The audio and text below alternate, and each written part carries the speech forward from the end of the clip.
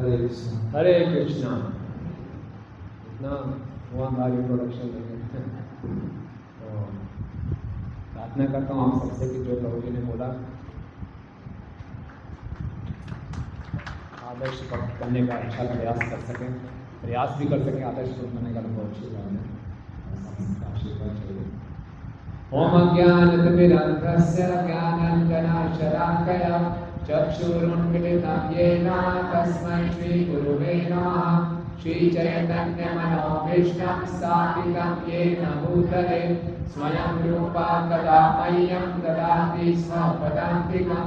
वन्देऽहं श्रीगुरुं श्रीयुतापदकमलं श्रीगुरुं वैष्णवांश्च श्रीरूपं साग्रजातं सहगणरघुनाथान्वितं तं सजीवं साधवैकं सावधूतं परिजनसहितं कृष्णचैतन्यदेवं श्रीराधा कृष्णपादां सहगणललिता श्रीविशाखान्वितांश्च।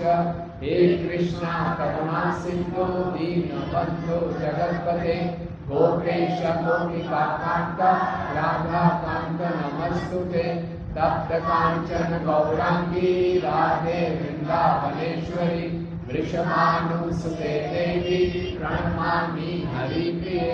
वाञ्छाकल्पतरुभ्यश्च कृपा सिन्धुभ्यैव च पतितानां पावनेभ्यो वैष्णवेभ्यो नमो नमः।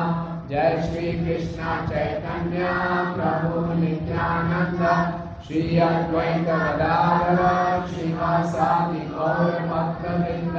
हरे कृष्णा कृष्णा कृष्णा हरे हरे, हरे राम राम राम हरे हरे। नमो विष्णुपादाय कृष्ण पृष्ठाय भूतले श्रीमते भक्ति वेदांत स्वामी नामिने। नमस्ते सारस्वते देवे गौरवाणी प्रचारिणे निर्विशेष शून्यवादी पाश्चात्य देशकारिणे।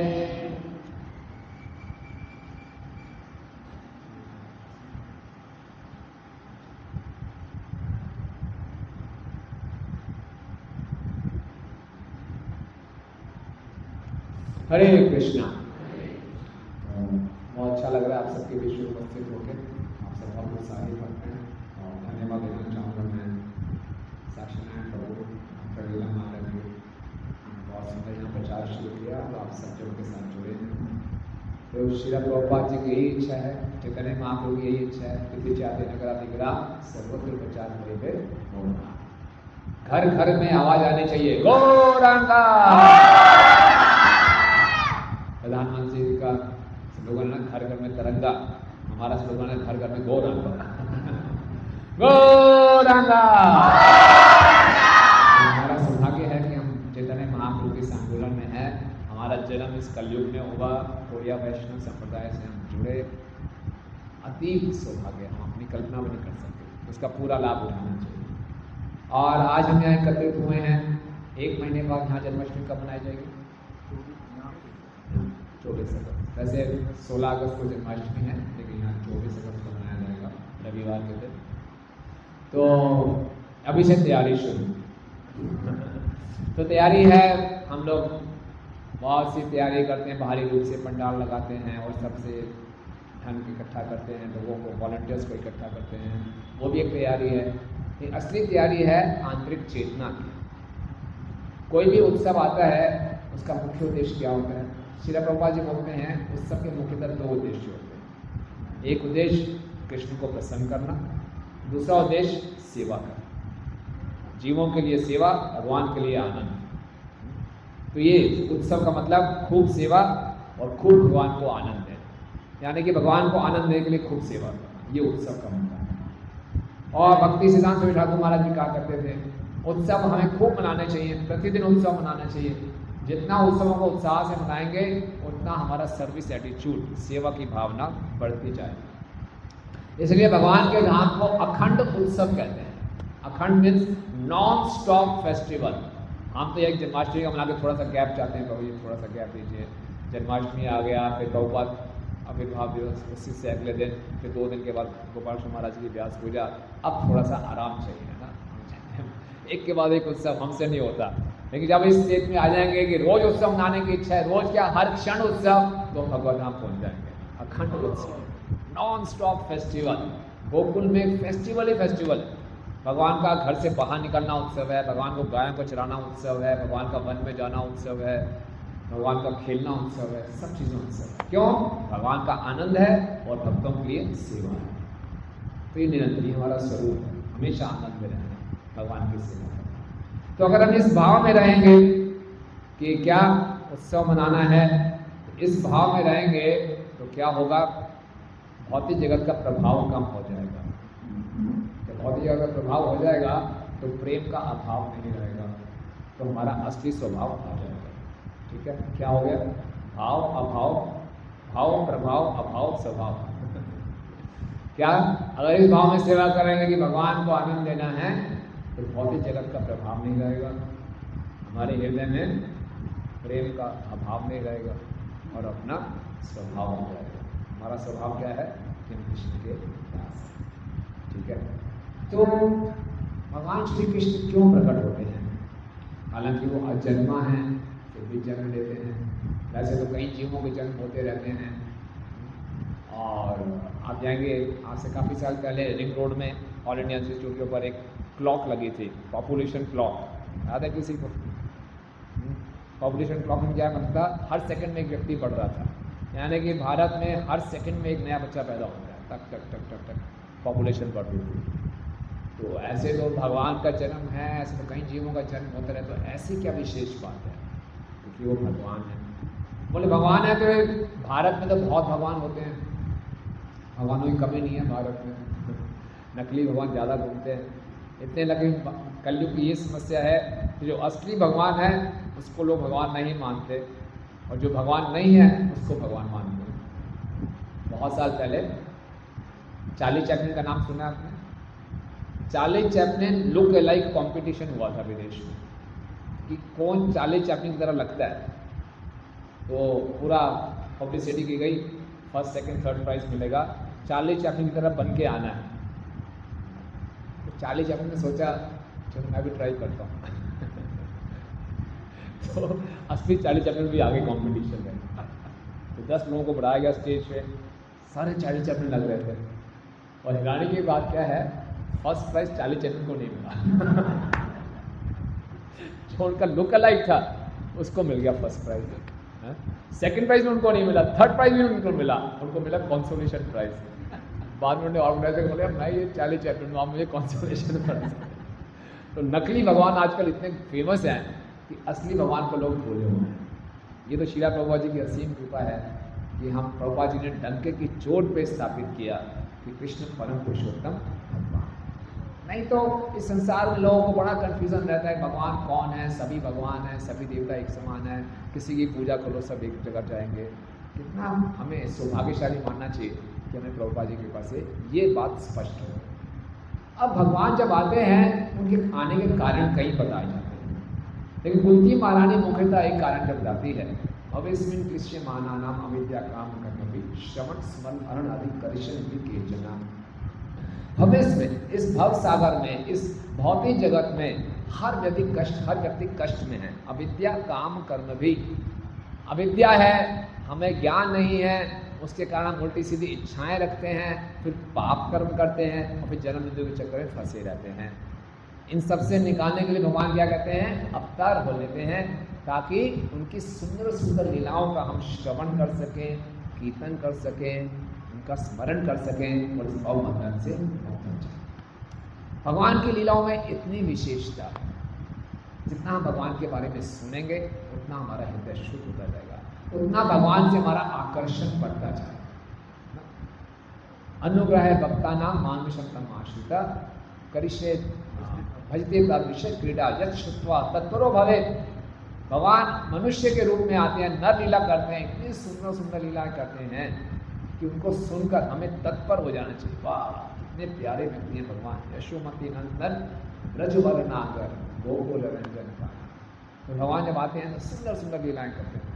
हम सब जानते हैं कि भगवान किस नाम से जानते हैं? माखन चोर, है ना। तो भगवान माखन चुराते थे और सब गोपियाँ आके यशोदा मैया को बहुत शिकायत लगाती थी। यशोदा मैया कहती हमारे पास कोई चीज़ की कमी है क्या? 9 लाख गायें, इतना अच्छा दूध है, मक्खन है, कहना क्यों करेगा? तो कोई प्रमाण दो, क्योंकि प्रमाण मिलता नहीं था। तो सब गोपियों ने बड़ा ये दिक्कत की बात है, इष्ट गोष्ठी की, ये पकड़ना चाहिए, अब तो कान्हा को रंगे हाथ पकड़ना चाहिए। तो गोपियाँ बहुत प्रयास करती थी, कृष्ण सबसे सुपर हीरो हैं सब निकल जाते थे, बच जाते थे। फिर गोपियों ने सोचा ऐसा करेंगे, कान्हा जब अपने मित्रों के साथ आएंगे तो हर जगह हम घंटियाँ लगा देंगे, द्वार खोलेंगे, घंटियाँ बजेंगे, हम आ जाएंगे, अंदर प्रवेश करेंगे, कोई भी सामान है सब पे घंटियाँ बांधी, और माखन ऊपर लटकाया हुआ है मटकी में, उसमें घंटियाँ बांधी हुई हैं, रस्सी लटक रही है उसमें घंटियाँ बांध रही हैं, जितना सामान था आसपास घंटियाँ घंटियाँ बांधी, जिसको भी छुएंगे घंटी बच जाएगी, हम आ जाएंगे, पकड़ा जाएगा। भगवान आते हैं मित्रों के साथ, देखते हैं गेट पे इतनी घंटियाँ लगी हुई हैं। अच्छा ये बात है अच्छी योजना बनाई है ना। भगवान कहते हैं एक घंटी बजना नहीं। भगवान ये कहते हैं मया अध्यक्षेन्द्र पकड़ती सूर्य सचराचरम, मेरी अध्यक्षता में सारी प्रकृति चलती है, मेरे डर से सूर्य उदय होता है, मेरे भय से वायु बहती है, घंटी छोटी सी क्या है, बजना नहीं। जोर से लात मारी, दरवाजा खुला, कोई घंटी नहीं बजी। सारे मित्रों ने बोला क्या बात है कान्हा, वाह वाह वाह क्या बात है। देखा मक्खन ऊपर लटका हुआ है घंटियों से, कोई बात नहीं। यहाँ पे बहुत बड़ा लकड़ी का वो था जिस पे चढ़ के भगवान जा सकते थे, उसमें भी घंटियाँ बांधी हुई, मतलब खींच के लाओ। मित्र घबरा रहे थे, फिर घंटी बजाएगी, बोले घंटी बजना नहीं।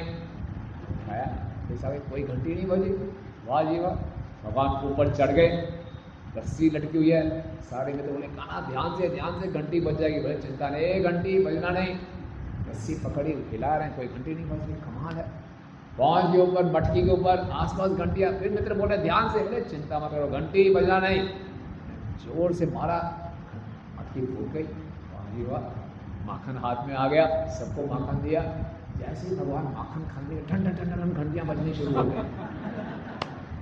क्यों घंटियाँ बजी क्यों? अरे प्रभु आपने ही शास्त्रों में लिखा है जब भोग लगाए तो घंटी बजनी चाहिए।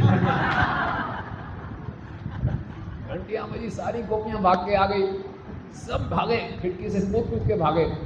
मधु मंगल थे, थोड़े मोटे थे वो फंस गए, आधे बाहर आधे अंदर। तो गोपियों ने खूब उनको पकड़ा, बोले मैं ब्राह्मण हूँ, मुझे तंग करोगे तो ब्राह्मण का अपराध लग जाएगा। तो फिर बहुत घटनाएं होती हैं, सब कृष्ण को बुलाते हैं। और गोपियाँ वास्तव में चाहती थी, जब वो माखन बनाती थी, गोपियों की इच्छा होती थी कि कृष्ण आए और माखन खाएं। जब भगवान वृंदावन छोड़ के चले जाते हैं मथुरा और द्वारका में, आपको मालूम है गोपियों ने माखन बनाना बंद कर दिया। ये किसके लिए माखन? अपने लिए थोड़ी बनाते थे माखन, कृष्ण के लिए बनाते थे, है ही नहीं तो माखन क्यों? तो भगवान उनकी इच्छा पूरी करते थे, इसलिए इसी ढंग से भगवान ग्वाल वालों के साथ रोज खेलने जाते थे। और आप जाते हैं कि एक बारी जंगल में आग लग गई, तो कृष्ण ने बोला था सब ग्वाल वालों को आंखें बंद कर लो। भगवान वृंदावन में जो लीला करते थे तो ब्रजवासी उनको भगवान नहीं मानते थे, और जब ना कृष्ण ये तो ऐसे ही है, कुश्ती में उनको हरा देते थे। एक बारी श्रीधाम के साथ वो कुश्ती लड़ रहे थे, तो कुश्ती से पहले होता है ना, दोनों पहलवान अपना अपना गुणगान करते हैं दूसरे को थोड़ा डराने के लिए। तो श्रीधाम भी यूँ कर रहा था और भगवान भी यूँ कर रहे थे। श्रीराम जानते नहीं तुम मैं कौन हूँ? श्रीराम बोलते हैं मुझसे अच्छा हो कौन जानेगा तुम कौन हो? बोले मैंने गोवर्धन उठाया था। श्रीराम जोर से तुमने गोवर्धन उठाया था? अरे ये तो ब्राह्मणों ने मंत्रों का जप किया था इसलिए गोवर्धन हल्का हो गया था। बोले मैंने पूतना को मारा था। अरे पूतना को तुमने मारा था, ये सब मंत्रों के उच्चारण से हुआ था। तुम्हारी आदत है कृष्ण काम को योर करता है, क्रेडिट तुम ले जाते हो। कोई किसी नहीं मारा। कृष्ण को बड़ा गुस्सा आया, क्या बात है मेरी बात ही नहीं मानते। तो भगवान कहते भी थे मैंने कुछ किया, तो मानते नहीं थे। तो जब जंगल में आग लगी तो कृष्ण ने अपना ऐश्वर्य दिखाना था, तो आग को पीना था, सभी गायों को बचाना था, ग्वाल बालों को बचाना था। तो कृष्ण ने सब ग्वालों को बोला आंखें बंद कर लो। सबने आंखें बंद कर ली। कृष्ण ने आग पीना शुरू कर दिया। लेकिन एक ग्वाला था जो बड़ा जिज्ञासु था, क्या करेंगे कृष्ण? तो आंखें बंद करके थोड़ी सी आंखें इसने खोल ली। और कृष्ण ने देखा, इसने मुझे देख लिया आग पीते हुए। कृष्ण डर गए, इससे मुझे आग पीते हुए देख लिया और मुझे बड़ा था जोर से, अभी जाके यशोदा मैया को बताता हूँ तुमने आग पी है। जोर से भाग रहा है, अभी जाके बताता हूँ। और कृष्ण भी डर गए, अगर मैया को मालूम चल गया मैंने आग पी है, बोले क्या कभी मिट्टी खाने की कंप्लेंट आ रही है, कभी आग खाने की कंप्लेंट आ रही है। तो वो भाग रहे हैं, कृष्ण भी जोर से भाग रहे हैं। लेकिन कृष्ण जब भागेंगे उनसे तेज कौन भाग सकता है, तो पहले वो पहुंच गए और बोले माँ माँ माँ, बहुत जोर से भूख लगी, जल्दी जल्दी जल्दी जल्दी कुछ खिलाओ। तो यशोदा मैया चावल पका रही थी, फटाफट गरम गरम चावल डाले, हाँ मुँह जल गया, मुँह जल गया, मुँह जल गया। तभी वो ग्वाला आ गया, मैया मैया मैया आज मैंने पकड़ लिया पकड़ लिया पकड़ लिया, खाना को पकड़ लिया। बोले क्या पकड़ लिया, मेरे सामने इसने मुंह में आग पी है, आग पी जा पूरी। यशोदा मैया खींच के थप्पड़ मारा। बोले गरम चावल तो खाए नहीं जाते इससे आग में। तो इस प्रकार से भगवान इतनी सुंदर सुंदर लीलाएं क्यों करते हैं, हम सबको अपने प्रति आकर्षित करने के लिए। ये जो भौतिक जगत है, हम यहाँ जितना मर्जी इसको आकर्षक बनाने का प्रयास करें, ये दुखालय ही रहेगा। यहाँ पे हम हॉस्पिटल देखते हैं आजकल, 5 स्टार हॉस्पिटल्स हैं, इतने कंफर्ट्स हैं, बढ़िया रेस्टोरेंट है, अच्छी म्यूजिक चल रही है, अंदर सोफा सेट्स हैं, अंदर बढ़िया से AC कमरे हैं, कंफर्ट सारे हैं, लेकिन दुखों से भरा हुआ है, चिंताओं से भरा हुआ है। इस भौतिक जगत में कंफर्ट सुविधाएं हम इकट्ठी कर सकते हैं, सुख नहीं, आनंद नहीं। असली जो आनंद है वो भगवान की सेवा में है, भगवान से जुड़ने में है, भगवान के धाम में है। इसलिए भगवान को क्या पड़िया बताइए, भगवान के अनंत कोटि पार्षद हैं गोकुल धाम में, अनंत कोटि। जेल में ज़्यादा लोग होते हैं कि शहर में ज़्यादा लोग होते हैं? कहाँ ज़्यादा लोग होते हैं? इवन कलयुग में भी जेल में ज़्यादा लोग होंगे, शहर में ज़्यादा होंगे? शहर में ज़्यादा होंगे। भगवान की सृष्टि की 1/4 प्रकृति भौतिक जगत है, 3/4 आध्यात्मिक है। तो भगवान के पास अनंत प्रेमी है, वहाँ पे सब भगवान से प्रेम करते हैं। वहाँ कोई गोकुल धाम में, गोलोक धाम में कोई ऐसा व्यक्ति नहीं जाएगा जो भगवान से द्वेष करता हो। किसी भी वैकुंठ लोक में सब भगवान से प्रेम करते हैं। तो भगवान को किसी चीज़ की आवश्यकता नहीं है, फिर भी भगवान अवतरित होते हैं। किस लिए? हमारे लिए। क्यों? भगवान हमें मिस कर रहे हैं। हालांकि भगवान पूर्ण है, आत्मा राम है, इतना उनको प्रेम मिल रहा है, फिर भी क्योंकि हम भगवान के अंश हैं, भगवान हमारे लिए दुखी है। ये कृष्ण में हर प्रकार के विरोधाभास का समन्वय हो जाता है। कृष्ण परम आनंद में भी हैं, साथ साथ में दुखी भी हैं। इसीलिए कहा जाता है, आचार्य बताते हैं कि कृष्ण की आंखों में लालिमा होती है।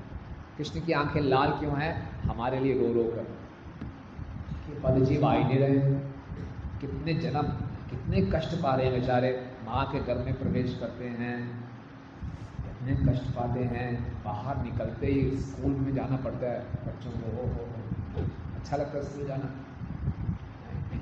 किसी को अच्छा नहीं लगता। सैटरडे अच्छा लगता है आपको? Very good. गोकुल धाम में कोई स्कूल नहीं है, फिर आपको मुश्किल हो गई वहाँ जाकर। भगवान के धाम में कोई स्कूल नहीं है, भगवान कभी स्कूल गए नहीं। कमाल है। जबरदस्ती जब मथुरा में आए तो वो फिर वसुदेव ने भेजा, फिर जाना पड़ेगा, फिर संदीप रिमु ने क्या उनको भेजा। लेकिन पहले कोई स्कूल जाने की आवश्यकता नहीं है, वहाँ केवल आनंद ही आनंद है। छुट्टी छुट्टी है वहाँ पे, यानी कि हमें तो छुट्टी की वेट करनी पड़ती है, छुट्टी छुट्टी है। प्रभुपाद जी कहते हैं हमारे पिताजी ने कभी काम किया ही नहीं है, कृष्ण ने कभी कोई काम नहीं किया। गाय चराना तो खाली बहाना था, बस खेलना कूदना थी बस, और कुछ नहीं। वो असली जीवन है। तो हम यहाँ पे कितना काम करना पड़ता है, 2 वक्त की रोटी कमाने की कितनी मेहनत करनी पड़ती है। उसी को जीवन का लक्ष्य मान लेते हैं कि हम सेटल हो गए जी, घर में रोटी कमा लेते हैं। आगे तो कलयुग बढ़ता जाएगा, बोले जो अपने परिवार को पालन कर लेगा उसको बोला जाएगा क्या बात है, ये असली सफल व्यक्ति है, ऐसा माना जाएगा। तो भगवान हमारे लिए बहुत दुखी हैं कृष्ण, इसलिए वो बार बार अवतरित होते हैं। आ जाओ बच्चों आ जाओ, असली आनंद मैं हूँ, ये नकली आनंद है, असली आनंद मैं हूँ। मुझसे जुड़ो, मेरी सेवा करो तो आनंद मेरा हो। तो इस प्रकार से भगवान निरंतर हमें फ्रेंडशिप रिक्वेस्ट भेज रहे हैं, हम उसको एक्सेप्ट नहीं कर रहे। हम इस संसार के लोगों से दोस्ती बना रहे हैं, संसार के लोगों से प्रेम करने का प्रयास कर रहे हैं, लेकिन कृष्ण से नहीं। जन्माष्टमी एक रिमाइंडर है कि क्या कृष्ण के प्रति मेरा आकर्षण बढ़ रहा है कि नहीं। जन्माष्टमी का मुख्य उद्देश्य है हमें याद दिलाना है, जागो जागो जागो, मुझसे प्रेम करो। इसलिए जन्माष्टमी के उत्सव में हमने अपने भी प्रेम को बढ़ाना है और बाकी सब लोगों को भी जोड़ना है। भगवान के अवतरण का मुख्य उद्देश्य यही है, मुझसे प्रेम करो। सर्वधर्मान् परित्यज्य मामेकं शरणं व्रज। आप इस संसार में जो प्रेम ढूंढ रहे हो मुझसे प्राप्त होगा। जीव और कृष्ण के बीच का जो संबंध है वही प्रेम कहलाता है। तो इसीलिए बड़ी धूमधाम से ये उत्सव मनाया जाता है। इसमें अगर हम लक्ष्मी का तुलना करें तो मंदिर में करोड़ों रुपए का खर्चा होता है। आपके यहाँ कितना बजट है? 5 लाख रुपए कम से कम लगेंगे, इसकी लक्ष्मी इकट्ठी की जाएगी। तो इतना बड़ा अरेंजमेंट क्यों किया जाता है? ताकि ज़्यादा से ज़्यादा लोगों को आकर्षित किया जाए, उनको जीवन का लक्ष्य मालूम चले। आप से कितने वक्त यहाँ पे हैं जो जन्माष्टमी के उत्सव से जुड़े हैं? ऐसे कोई नहीं कि पहली बारी जन्माष्टमी उत्सव में आए तो फिर जुड़ गए। हाथ खड़ा कर सकते हैं, जोर से कहिए हाथ खड़ा। अरे वो कोई अपनी कहानी सुनाना चाहेगा? जन्माष्टमी आए तो फिर क्या हुआ?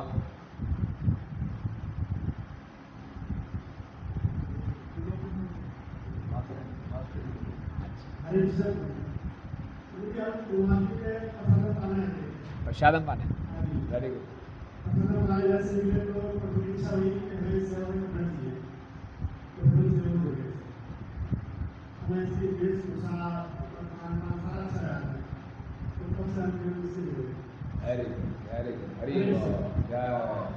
और आपको सबसे अच्छा क्या लगा था यहाँ के? यहाँ का जो मैनेजमेंट है, कीर्तन वगैरह है, उनकी ड्रेसें, माता की ड्रेसें सब अच्छी लगी। और कोई माता जी बताएंगे कैसे जुड़ी यहाँ जन्माष्टमी के दिन आके?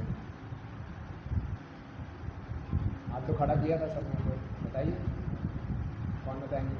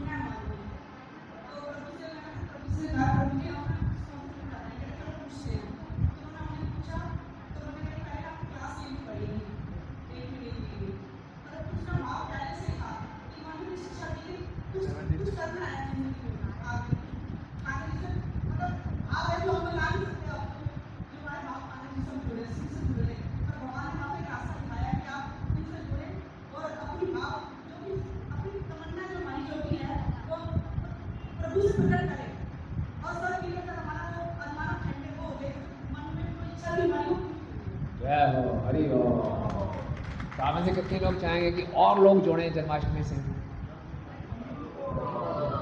Very good. तो इसलिए इस जन्माष्टमी के उत्सव में जैसे बोला कि हमने खुद सेवा करनी है, तो अब चर्चा करते हैं कि ठाकुर जी की सेवा में कुछ बोलना चाहते हैं? बोलिए।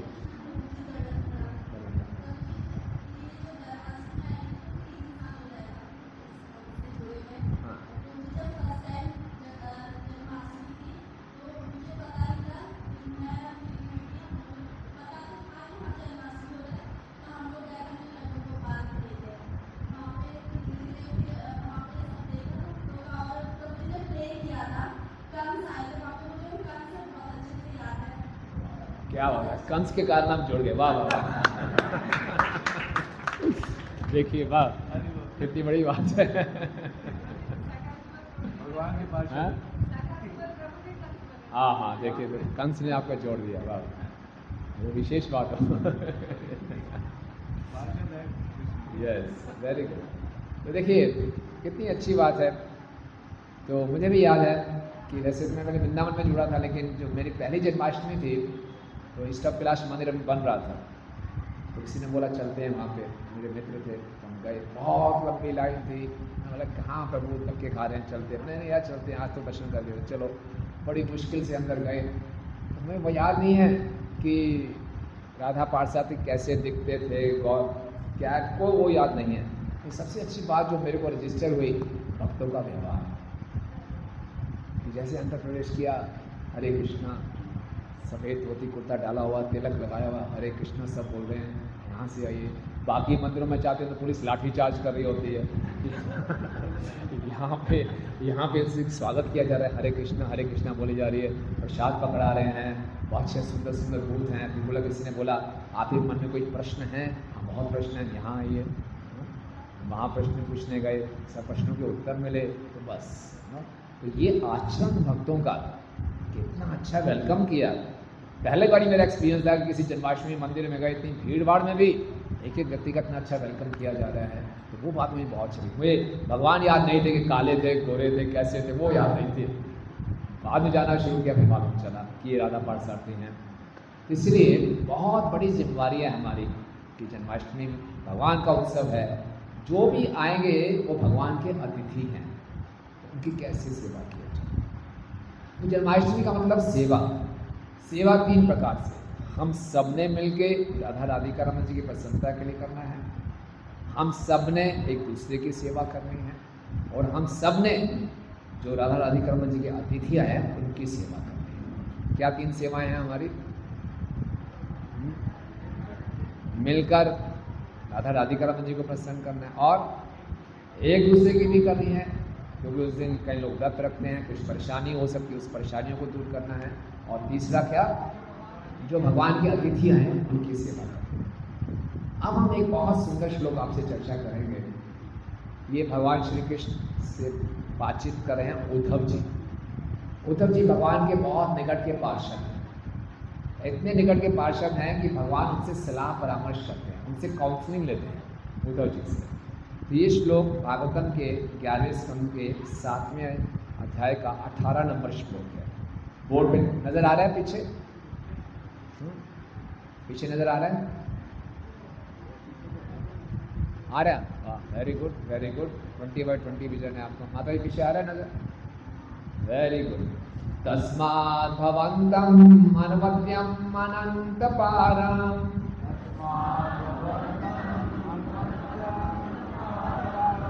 सर्वज्ञमीश्वरम् अकुण्ठविकुण्ठधिष्णम्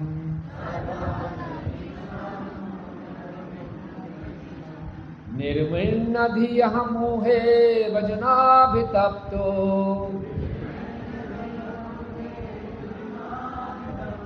नारायणं नरसखं शरणं प्रपद्ये।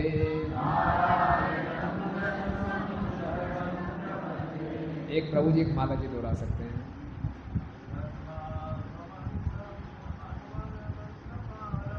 तस्मात् भवन्तम् अनवद्यम् अनन्तपारम्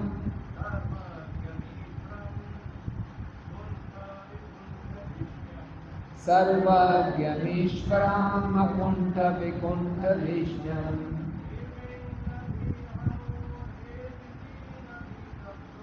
निर्विण्णधियः मोहे विजनाभितप्तो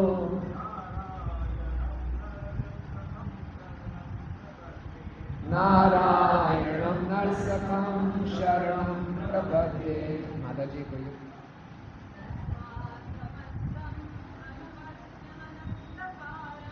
तस्मात् भवन्तम् अनवद्यम् अनन्तपारम्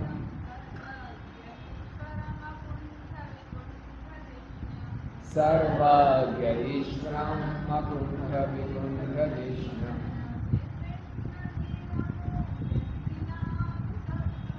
निर्विण्णधियः मोहे वृजनाभितप्तो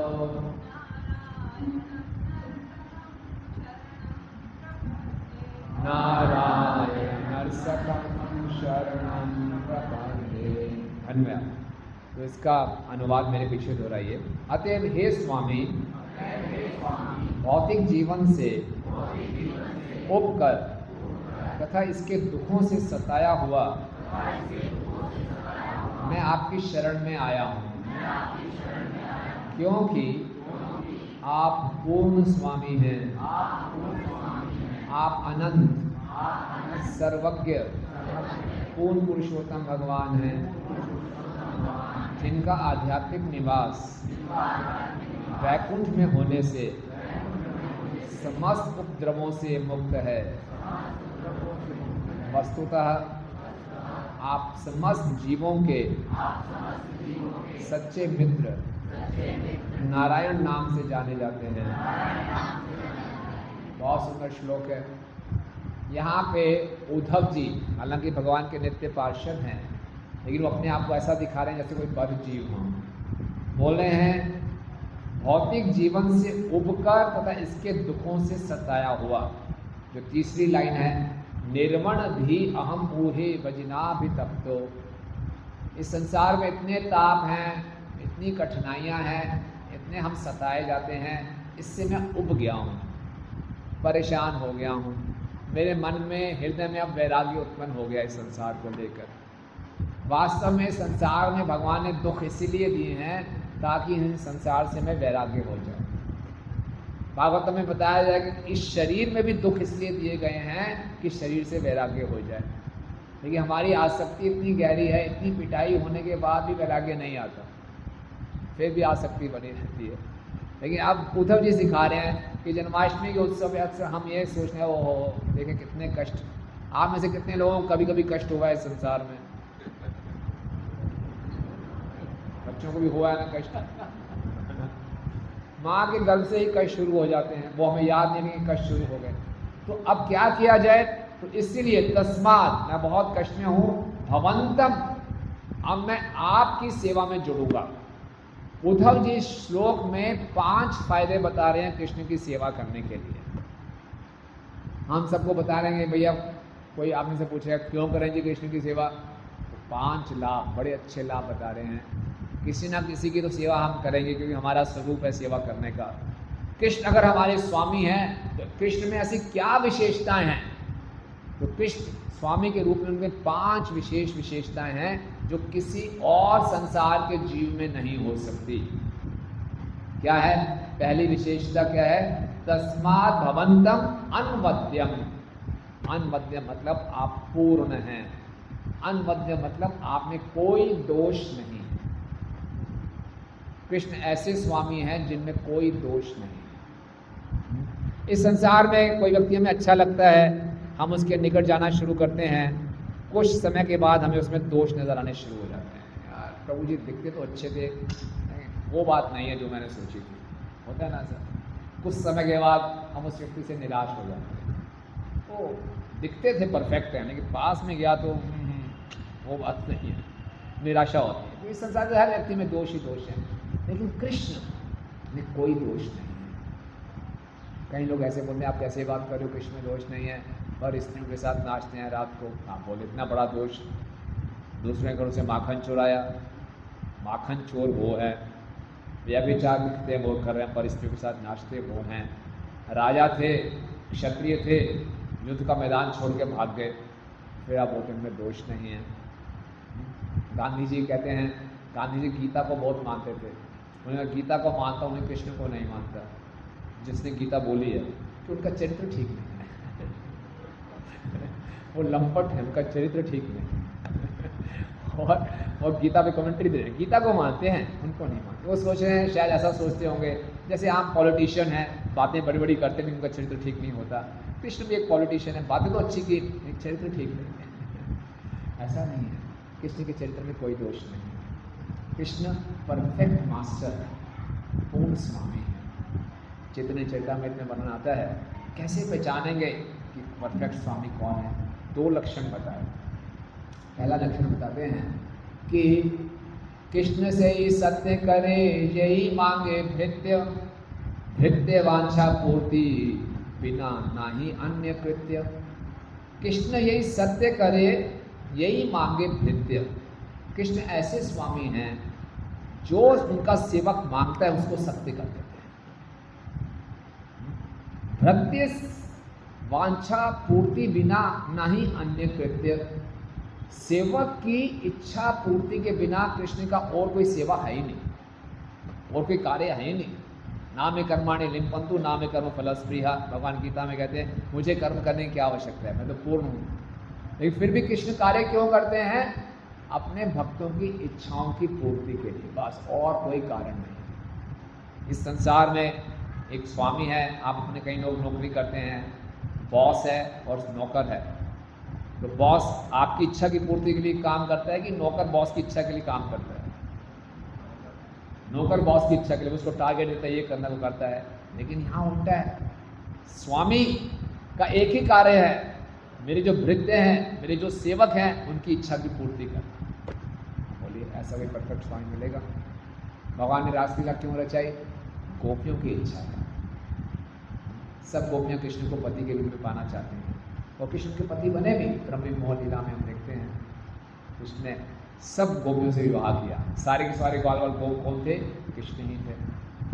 कृष्ण की इच्छा थी, गोपियों की इच्छा थी कृष्ण हमारे पति बने, हमारे साथ रास रचाएं। इसलिए भगवान ने अपना विस्तार किया, करोड़ों रूप में विश्वास विस्तार किया। प्रत्येक गोपी के साथ भगवान नाचे। वहाँ पे भगवान माखन क्यों चुराते? हमने बताया गोपियों की इच्छा थी, भगवान आए माखन चुराएं। भगवान रण छोड़ करके क्यों गए? क्यों गए थे भगवान रण छोड़ करके? मालूम है क्यों छोड़ा था भगवान ने रणभूमि?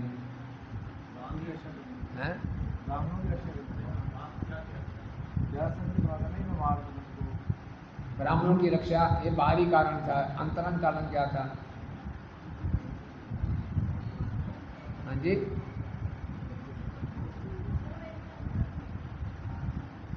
मुचुकुंद, वो भी था। उसके एक और अंदर का कारण था इसके बाद।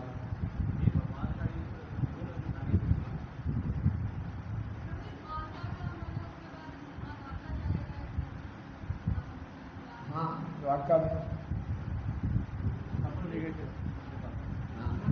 हाँ, रुक्मिणी जी से मिलने गए थे, उनका चिट्ठी आ रही थी। रुक्मिणी जी के ऊपर समस्या थी, भगवान रणभूमि में लड़ते रहते, रुक्मिणी जी का विवाह शिशुपाल से हो जाता। मेरे भक्त चिंता में भाड़ नहीं गया मेरी रेपुटेशन। लोग ये रणछोड़ ही करेंगे ना, बोलने दो। रणछोड़ करके उनकी पूजा होती है। अगर आप गुजरात में जाएंगे तो सब गुजराती किसे बोलते हैं? मंदिर में कौन छे? बोले रणछोड़ छे, राजा रणछोड़ छे। सब उनकी पूजा करते हैं। आप युद्ध का मैदान छोड़ के जाके आपकी पूजा होगी? नहीं। आप किसी के घर में जाके फ्रिज खोल के माखन चुरा लो, आपके नाम के भजन बनेंगे? नहीं। तो ये भगवान है। तो भगवान रण छोड़ कर क्यों गए? रुक्मिणी जी का चिट्ठी आ रही थी। भगवान को मालूम है कि मेरी जो भक्त है, जो मेरे बारे में श्रवण करती है, मुझसे प्रेम करती है, वो बहुत कष्ट में है, मुझे उसे बचाना है। भगवान भाग कर गए। ये भगवान है। कौन ऐसा स्वामी होगा जो अपनी रेपुटेशन दांव पे लगा देगा अपने सेवक की इच्छा की पूर्ति के लिए? कृष्णचंद्र भगवान की कौन स्वामी है? यहाँ पे कोई भी ऐसा व्यक्ति नहीं मिलेगा जो अपनी रेपुटेशन को दांव पे लगा देगा और जो केवल इसलिए कार्य करेगा कि हमारी इच्छा पूरी। इसके अलावा दूसरा कारण क्या है? दूसरा कारण चैतन्य महाप्रभु सनातन गोस्वामी जी को बताते हैं।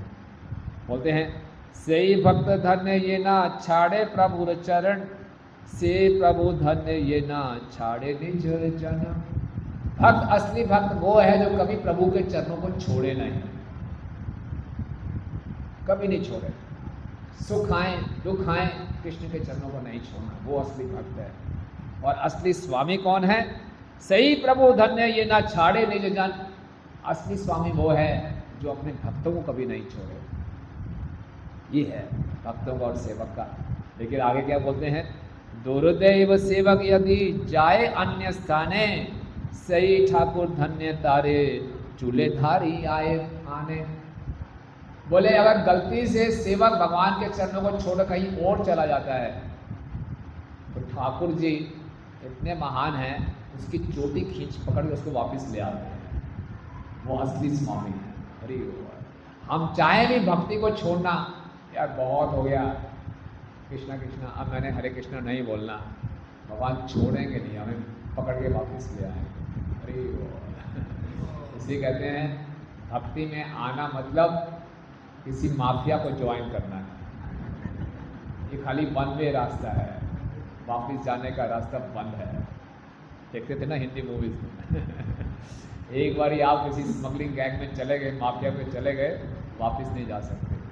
एक बारी आपने हरे कृष्णा कृष्णा कृष्णा हरे हरे, हरे राम राम राम हरे हरे, एक बारी हरे कृष्ण महामंत्र बोल दिया, अब वापस नहीं जा सकते, आपका जीवन बदल गया। कई बारी भक्त लोग कहते हैं, शेयर किए हैं, नए नए भक्त छोड़े थे, बोले यार बहुत हो गया 4 नियम, कब तक अपने आप को दबा के रखूँगा, आज सारे नियम तोड़ता हूँ। पुराने दोस्तों के साथ गया, चलो आज रेस्टोरेंट में खाएंगे पिएंगे, खूब खाया पिया, ऐसी तबीयत खराब हुई, ऐसी तबीयत और किसी की नहीं। फिर दोबारा ट्राई किया, भगवान ने ऐसी पिटाई की, भगवान बोला मुझे छोड़ के जाएगा तो बहुत पिटाई करूँगा। इसीलिए ये भगवान की कृपा होती है। अगर कोई भगवान को छोड़ कर जाने का प्रयास नहीं करता है, कृष्ण उसको जाने नहीं देते। कृष्ण कितने विशेष है, इसलिए वो पूर्ण स्वामी है, उनमें कोई दोष नहीं। हमारे में जितने मर्जी दोष हो फिर भी कृष्ण में स्वीकार कर लेते हैं। अक्सर कोई स्वामी होगा, उसमें कोई दोष नहीं होगा, तो अपने सेवक से आशा रखेगा कि आप भी दोष रहित बनिए। लेकिन कृष्ण ऐसी आशा नहीं रखते। आप जैसी भी दशा में हैं, कोई दिक्कत नहीं है, आप मेरी शरण में आ सकते हैं। ये भगवान की विशेषता है। पहला अनवद्यम, ठीक है, याद हो गया आपको क्या शब्द है? अनवद्यम, बोलिए। अनवद्यम मतलब दोष रहित, ठीक है। दूसरा यहाँ पे आता है अनंत पारम। क्या आता है? अनंत पारम का मतलब है समय और स्थान से परे। अंत होता है समय का अंत, पार होता है स्थान। समय और स्थान से परे हैं भगवान। यानी कि इस संसार के कोई स्वामी, आपने खूब सेवा की, लेकिन जब फल देने की बात हुई तो स्वामी जी गायब हो गए, उनका निधन हो गया, चले गए छोड़ के हमें। अब हमने जो सेवा की, क्या कौन हमें फल देगा? लेकिन भगवान ऐसे हैं, किसी भी युग में अगर किसी ने कृष्ण की, भगवान की सेवा करने की कोई इच्छा भी जाहिर की है, भगवान उस इच्छा को पकड़ लेते हैं, उसको पूरा करते हैं। कौन से उदाहरण है हमारे सामने? बलि महाराज की सिस्टर, क्या नाम था उसका? रत्नमाला। उसने क्या इच्छा की थी? हाँ, भगवान वामन देव जी इतने सुंदर लग रहे थे, बोले मेरा बच्चा हो जाए, इसको मैं स्तनपान कराऊं। भगवान ने तुरंत नोट कर ली। फिर जब उन्होंने अपना विकराल रूप दिखा दिया, सब कुछ हर लिया, उनकी बहन के अंदर क्या इच्छा उत्पन्न हुई? इसको मैं मार दूँ। नोटेड, नो प्रॉब्लम, ये भी इच्छा पूरी कर देंगे। तो कैसे प्रकट हुई वो? करुणा के। और कौन से उदाहरण हैं? ध्रुव मारा नहीं, वो तो अनंत पारम, समय और स्थान से परे। किसी भी समय, किसी भी स्थान में अपनी इच्छा की भगवान बोलते नहीं, उसको नोट करके उसको पूरा करेंगे। हैं? द्रौपदी कैसे?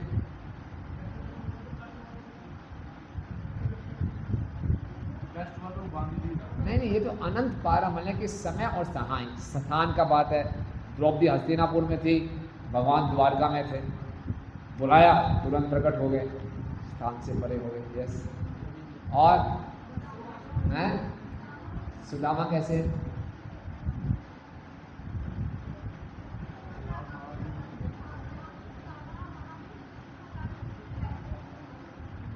ओके, भगवान से जैसे हम देखते हैं शूर्पणखा भगवान राम का संग करना चाहती थी, भगवान से आकर्षित हो गई थी, नहीं लक्ष्मण उनका नाक काट दिया, लेकिन भगवान ने देखा ये मेरा संग चाहती है, तो ये शूर्पणखा कृष्ण लीला में किस रूप में प्रकट हुई?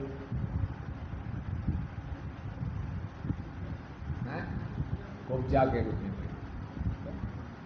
वहाँ शूर्पणखा थी, यहाँ कुब्जा थी। कंस के लिए रोज चंदन लेके जाती थी। भगवान कृष्ण बलराम में मथुरा में प्रवेश किए, भगवान ने उसको छेड़ा, ये सुंदर स्त्री कहाँ जा रही है? तो जब पहली बार किसी ने सुंदर स्त्री बोला था तो बड़ी आकर्षित हो, कृष्ण थे भी आकर्षित। तो कुब्जा सब कुछ भूल गई, कंस की सेवा भूल गई, सब सारा का सारा चंदन कृष्ण और बलराम को लगा दिया। भूल गई कंस मुझे मार देगा, क्या करेगा, कृष्ण से इतनी आकर्षित हो गई। और भगवान ने क्या किया, उसके पाँव पे अपना अंगूठा रखा, उसकी ठोड़ी के नीचे अपने हाथ का अंगूठा रखा, थोड़ा सा एक्यूपंक्चर किया एकदम सीधी हो गई, बहुत सुंदर बन गई। तो भगवान उसने बोला कि अपना संग करना चाहती हूँ। भगवान ने बोला ठहर जाओ, मैं अपना मिशन पूरा करके आऊँगा, फिर आपसे बात करूँगा। तो स्वरूप रखा कि इच्छा को भगवान ने जब उपजा के रूप में आई पूरा किया। दंडकारण्य के ऋषि भगवान राम की सुंदरता से बड़े बड़े ऋषि योगी आकर्षित हो गए। बोले हम स्त्री बन के आपका संग करना चाहते हैं। भगवान राम ने बोला इस जीवन में मैं तो एक पत्नी व्रत लिया है, अगले युग में वही दंडकारण्य ऋषि गोपियों के रूप में प्रकट हुए।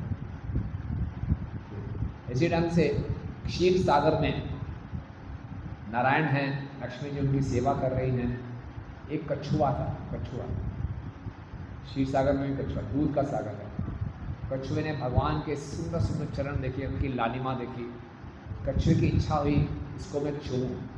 लक्ष्मी जी सेवा करी थी, कछुए को भगा दिया, भाग यहाँ से। भगवान समझ गए कछुआ मेरे चरणों की शरण लेना चाहता था, लक्ष्मी जी ने हटा दिया।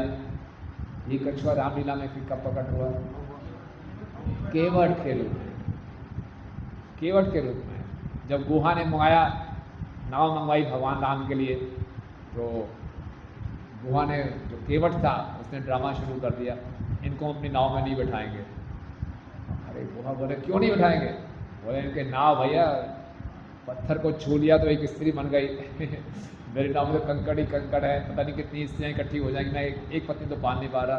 तो बोले क्या करें, बोले इनके चरणों की जो भी धूल है उसको साफ करना पड़ेगा। उनको मौका चाहिए था, पहले कछुए थे भगवान के चरणों को धो नहीं पाए थे, खूब अच्छे लगते थे, बस सीता में एक तरफ देख देख के धोया, देखो अब रोको मुझे तो इस प्रकार से भगवान अनंत पारम है। हम जो भी सेवा करेंगे वो एटर्नल है, और कोई सेवा हम करेंगे कोई बताने वाला नहीं है, कोई साक्षी नहीं है, सब खत्म, इस संसार के शरीर खत्म होते सब खत्म हो जाएगा। लेकिन कृष्ण की सेवा में जुड़ेंगे तो भगवान हमेशा उसको याद रखते हैं, और कभी भी हम सेवा करेंगे वो कभी हमारा उसका नाश नहीं होता। फिर दूसरा गुण, पहला क्या था, अनवद्य, भगवान दोष रहित हैं। दूसरा क्या है, अनंत काल, हमारे स्थान और समय से परे है। तीसरा है सर्वज्ञ, भगवान सबको जानते हैं। कई बार हम सेवा कर रहे होते हैं, पता नहीं हमें याद रहता है, प्रभु जी को पता है कि नहीं पता, हमें आकर बोलना पड़ता है, दिखाना पड़ता है। हम लोग जब पहले ऑफिस में काम करते थे तो साल के अंत में बोला जाता है आप सेल्फ अप्रेजल दो, आप खुद अपनी बड़ाई करो, पिछले साल मैंने क्या क्या बढ़िया बढ़िया काम किए। हमें क्लेम करना पड़ता है मैंने बहुत अच्छा काम किया, मुझे को तरक्की दो। भगवान के साथ से करने की आवश्यकता नहीं, भगवान सब कुछ जानते हैं। और विशेषकर सर्वज्ञ का अर्थ है कृतज्ञ हैं भगवान, कृतज्ञ, जो हमने किया ज्ञ, भगवान को हमेशा याद रहता है। जब भगवान इंद्रप्रस्थ में थे, द्रौपदी से मिल रहे थे, भगवान ने एक लीला की कि द्रौपदी मुझे भूख लग रही है, भगवान ने एक फल काटा, फल काटते काटते अपनी उंगली काट ली, और भगवान का दिव्य देह है, एक ऐसे दिखाया उसमें से खून निकल रहा है। द्रौपदी इतनी चिंतित हो गई, द्रौपदी ने नई रेशमी साड़ी डाली हुई थी, तुरंत वो साड़ी फाड़ के भगवान को पट्टी बांध दी। द्रौपदी ने ये नहीं देखा वो पट्टी कहाँ से लाऊं, कहाँ से लाऊं, नहीं नहीं नहीं नहीं, बुरा मत माने किसी माता जी के साथ ऐसा हो ना, घर में किसी का हाथ कट जाए, नई नई साड़ी डाली, कोई अपनी साड़ी फाड़ेगी, कोई नहीं फाड़ेगा, बोले कोई कपड़ा ढूंढेगी। द्रौपदी ने बोला इतना टाइम नहीं है, भगवान को चोट लगी, अपनी साड़ी फाड़ दी। कृष्ण ने बोला नोटेड आपने थोड़ी सी साड़ी फाड़ी है, मैं पूरी साड़ी बन के आऊँगा आपके लिए। ये भगवान है सर्वज्ञ, थोड़ा सा भी हम भगवान के लिए करते हैं, भगवान सब कुछ देते हैं। एक रियल लाइफ इंसिडेंट है, एक सरदार जी थे, तिलक नगर में रहते, हम कोई गया था उनके पास, लोगों का मैराथन के लिए वो स्टोरी सुना रहे थे। अब उनके पास बहुत बड़ा बंगलो है, बहुत गाड़ियाँ हैं, तो अपनी कहानी सुनाते, बड़े बढ़ चढ़ के गीता की सेवा की, तो हमारे भक्त उनका धन्यवाद दिया। बोले धन्यवाद क्या है, मैं आपको कहानी सुनाता हूँ। बोले आज से 5 साल पहले मैं कुछ भी नहीं था, छोटा सा मैकेनिक था, 2 व्हीलर स्कूटर था मेरे पास, बड़ी मुश्किल से घर चलता था। लेकिन इच्छा हुई कि मारुति गाड़ी खरीदनी है, कहीं बच्चों के साथ जाना है, पत्नी के साथ जाना है, बस में धक्के खाने पड़ते हैं। सब लोग बोले पिताजी पिताजी गाड़ी लाओ गाड़ी लाओ। तो बड़े शौक से मैंने पैसा इकट्ठा किया, जाके मारुति गाड़ी लेके आया। गाड़ी लाया तो मैं पहले बंगला साहब गुरुद्वारे में चला गया, थोड़ा भगवान को। तो बंगला साहब गुरुद्वारे में गए, मैं तो भाई जी गुरबाणी पढ़ रहे थे आंखें बंद करके। तो मैंने जाके उनके सामने चाबी रख दी ऐसे, उन्हें आंखें खोली, चाबी उठाई, बोले किसी ने गड्डी दी थी ठाकुर जी की सेवा दे, तो उधर से अरदास कर दे। और सीधा ले ली चाबी लेके, बोले गाड़ी गुरुद्वारे की हो गई। तो समझ रहे हैं बात आप? वो तो याद है कि जैसे हमारे हम लोग आते हैं मंदिर में आरती करवाने के लिए, बोले गाड़ी ले ली। बोले मैं इनको कैसे मना करूँ, ले ली तो ले ली, ठीक है दे दी। उनको मना नहीं कर पाए, लेकिन हृदय में ये था ये बोल रहे हैं मैं कैसे मना करूँ। घर वाले सब वेट कर रहे, पिताजी गाड़ी में आएंगे, वो लोग पैदल आ रहे हैं, बस में आ रहे हैं। तो कहाँ है गाड़ी, कहाँ है गाड़ी? तो बताता हूँ कहाँ है गाड़ी। वो तो गुरुद्वारे में दे दी। पति ने शोर बजाना शुरू कर दिया, बच्चों ने रोना शुरू कर दिया, ये क्या हो गया क्या हो गया। हो गया, मैं बोले जाओ वापस लेके आओ। बोले वापस कैसे ला सकता हूँ मैं, दे दिया दे दिया। ये बोले ऐसा दिया मैंने, ठाकुर जी ने अपने पास रखा नहीं, उस पर ऐसी बरसात की मेरे ऊपर, ऐसी कृपा बरसी, ऐसा मेरा काम बदला। आज मेरे पास 5-5 गाड़ियाँ हैं। ये रियलाइज है, आप जितना कृष्ण को देंगे कृष्ण कृतज्ञ हो जाते। सुदामा जी ने क्या दिया था भगवान को? चिड़वा, सूखा चिड़वा, सूखा हुआ, इतनी लंबी यात्रा करके गए थे।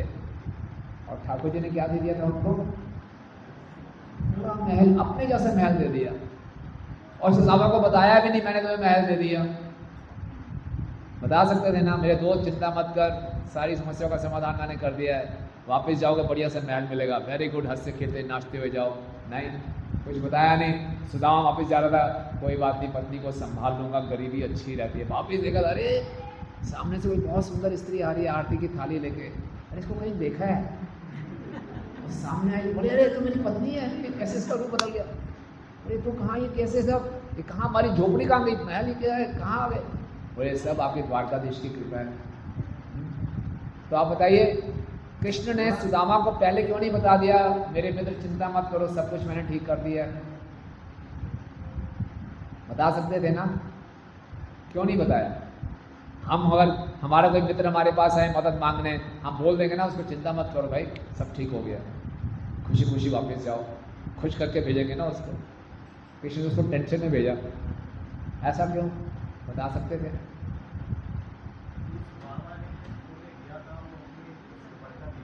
हाँ, यस, वेरी गुड, यस, आप ये कई बार सुन चुके हैं, लेकिन बहुत अच्छी लीला है, इससे भगवान का चरित्र मालूम चलता है। भगवान ने क्यों नहीं बताया कि भगवान को संकोच हो रहा था। क्यों संकोच हो रहा था? कि सुदामा ने ज़्यादा दिया, मैंने कम दिया। सुदामा ने ज़्यादा कैसे दिया? सुदामा ने अपनी क्षमता से बाहर दिया, पड़ोसियों से मांग कर उसकी पत्नी चिड़वा लेकर आई थी। भगवान ने बोला मैंने महल दिया, किसी से मांगना तो नहीं पड़ा, तो भगवान ने अपनी क्षमता के अंदर ही दिया। ये भगवान का स्वभाव है। तो भगवान सर्वज्ञ हैं। जब हम सेवा करें तो हमें चिंता नहीं करनी चाहिए कोई हमें देख रहा है कि नहीं देख रहा, मैं नॉलेज में आया कि नहीं आया। जन्माष्टमी के बाद सबको प्राइज बांटे जाएंगे, मेरा नाम ही नहीं लिया, कैसे मालूम चलेगा मैंने सेवा की है? नहीं, चिंता मत करो। चैतन्य महाप्रभु जब शिवा सांगन में हैं, उनका अभिषेक हो रहा था, सब लोग अभिषेक कर रहे थे गंगा जल से, सब सोचे थे। वहाँ पे एक बूढ़ी महिला थी जिसका नाम था दुखी, वो पीछे चुपचाप घड़े भर भर के ला रही थी पानी के। चैतन्य महाप्रभु सीधा उसको देखा जो फिर सबसे पीछे थी, बोले दुखी तुम्हारा नाम आज से क्या हो गया? सुखी। तो जो हम सेवा करते हैं भगवान तुरंत उसको याद रखते, कभी भूलते नहीं। तो भगवान क्या है? सर्वज्ञ। अगला लक्षण क्या है? ईश्वरम। भगवान परम नियंता है। केवल कृष्ण ही हैं जो हमारी सबसे ज़्यादा रक्षा कर सकते हैं और कोई रक्षा नहीं कर सकते। कृष्ण सब कुछ जानते हैं। इस संसार में हम जिसकी जितनी मर्जी सेवा कर लें, कुछ ना कुछ उससे गलत फहमी हो जाती है, वो हमें गलत समझ आता है। आप में से कोई ऐसा व्यक्ति है जिसको कभी लगा कि संसार में लोगों ने मुझे गलत समझा है? कभी आपको गलत समझा गया? कितने लोगों को गलत समझा गया? कैसा लगता है कोई आपको गलत समझे तो? अच्छा लगता है? बहुत दुख होता है। नहीं, कृष्ण सर्वज्ञ हैं, कृष्ण हमारे अंदर के भावों को जानते हैं, कृष्ण हमें कभी गलत नहीं समझेंगे। और ईश्वरम है, परम नियंता है, परम सुरक्षा प्रदान करते हैं। देवी देवताओं की उपासना करेगा, कोई रक्षा की गारंटी नहीं है। कृष्ण की जिसने सेवा की उसकी पक्की सुरक्षा होगी। कौन सा उदाहरण है शास्त्रों में? अम्बरीश महाराज, दुर्वासा मुनि ने पूरा छोड़ दिया था राक्षस, अम्बरीश महाराज को कोई चिंता नहीं थी, सुदर्शन चक्र ने आत्मा की रक्षा की। और प्रहलाद क्या क्या नहीं किया गया प्रहलाद के साथ रक्षा की, जड़ भरत।